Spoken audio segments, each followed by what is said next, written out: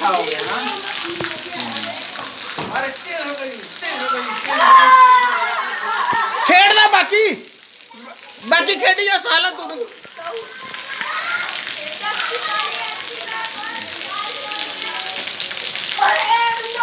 साला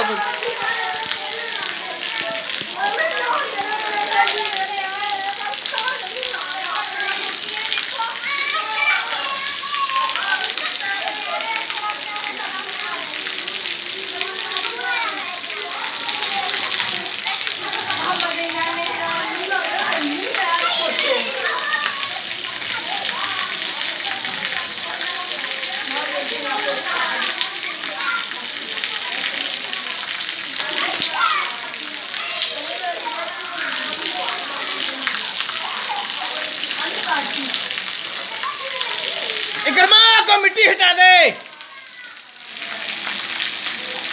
हाँ को हाथरा मिट्टी हटा दे हाथरा चक के बाहर सट दे हाँ मामा स्वाद आ कर ला मामा मुझे स्वाद आ कर दी कोई मेरे भाई वाले इतने तो बता नहीं रहा